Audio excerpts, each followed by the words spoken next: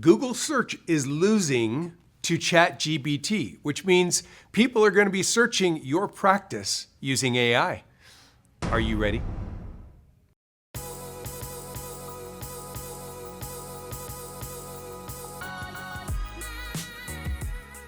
Okay, so now we've been talking about AI here at MGE Management Experts, both, how to use it in your practice, where not to use it, anything patient specific. If you're using a public AI platform, you don't want to violate HIPAA here in the United States or PIPA in Canada or any other privacy protection internationally. You don't want patient-specific information there. So we've talked about this. I'm not going to talk about that again. What I am going to talk about is that Google is already seeing a massive loss of people who would formerly go to Google, do a search, get the 10 links, blue links of things to go research, have to click into each one and kind of go, okay, is that what I'm looking for? And maybe not.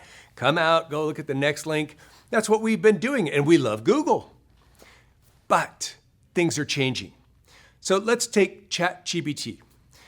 ChatGPT, whether you know it or not, you can use ChatGPT to find you a local business. And that, yes, includes a local dentist.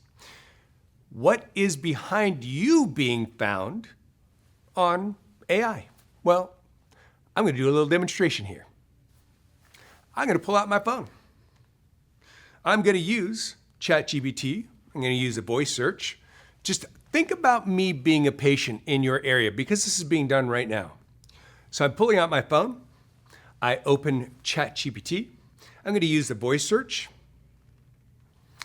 Hey there, as you well know, I'm located in Pinellas Park, St. Petersburg area of Florida. And boy, have I got a sore tooth. I need an emergency dentist near me. Can you see if you can find a good dentist in my area?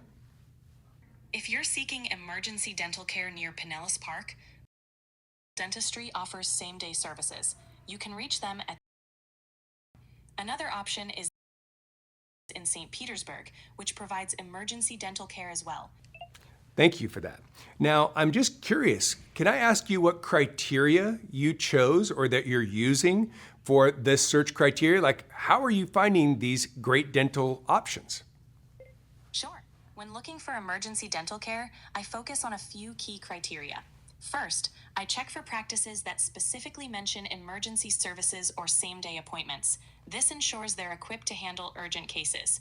Second, I look for practices with strong local reputations, either through high ratings on review platforms or mentions of experienced staff.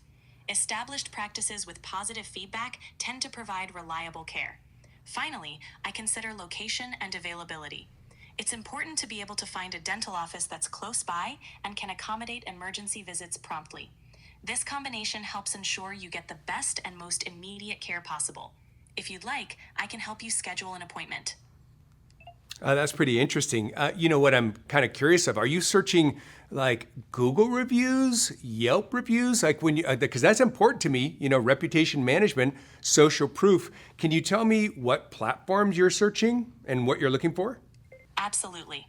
When checking a dental practice's reputation, I usually start with Google reviews, since they're widely used and often reflect recent patient experiences.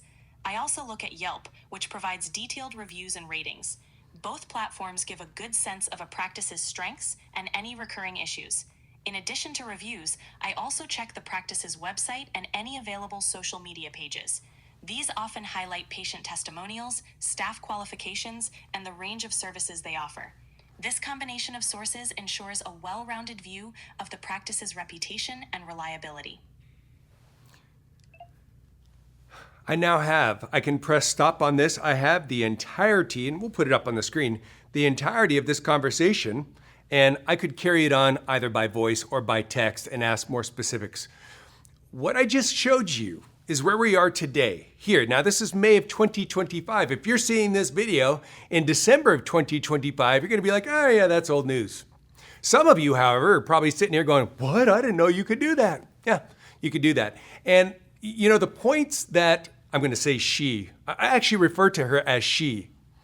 The points that she went over with me in our private discussion, where she's helping me find a dentist near me, I want you to think about each of those points. And these are actually the points that we cover in the new patient workshop. I'm just going to do a quick thing about this so you understand. We show you how to get each of these points in, which, to recap on what she covered, she went through the website. ChatGPT just went through a bunch of websites looking for an emergency dentist and scraped the website. So your website has to be able to be read easily. Now, you might or might not know what that means. Well, you shouldn't have to know what that means, but boy, your website developer better know what that means. Your site has to be read from behind, right? So what we see is from the front, we call that the front end. What ChatGPT and Google sees from behind is called the back end. And the back end development needs to be set up properly so that the site can be crawled and read by ChatGPT, Google, other search engines. So that's one element. Second, well, what did she, ChatGPT, just go looking for? Well, articles and data about certainly the services you offer, but also your social proof. And what's social proof? Social proof is what other people say about you rather than what you say about you. So looking for patient successes, testimonials, anything along the lines of awards given to the practice for recognitions, these sort of things. And ChatGPT, quote, she, also said just now that she's going through review platforms such as Google and Yelp. Did you hear what I just said? Yelp. Yes, ChatGPT has a direct relationship with Yelp. And you don't need to remember this, but it's called an API connection, where they API into Yelp. That's just basically where the two platforms can do this very easily and talk back and forth. So that direct connection to Yelp means that, yes, you need to consider your Yelp profile if you haven't in the past or have decided, no, I'm not going to worry about Yelp. For this reason, if no other reason, you should make sure that your Yelp platform is in shape and is doing well. Now, all of these points are what we cover at the New Patient Workshop. I could talk about, and I will talk about, some of these points individually in future tips, but we do a 2-day workshop at the New Patient Workshop. It's Friday and Saturday. It is all day, but we try to keep days out of, production, high production times. And we do it via Zoom. So you can do it virtually from anywhere. It is a low cost and money back guarantee, meaning anytime from the time you do the workshop that day and 6 months after you say, I don't know, this isn't for me, I didn't get value out of it, you can get your money back.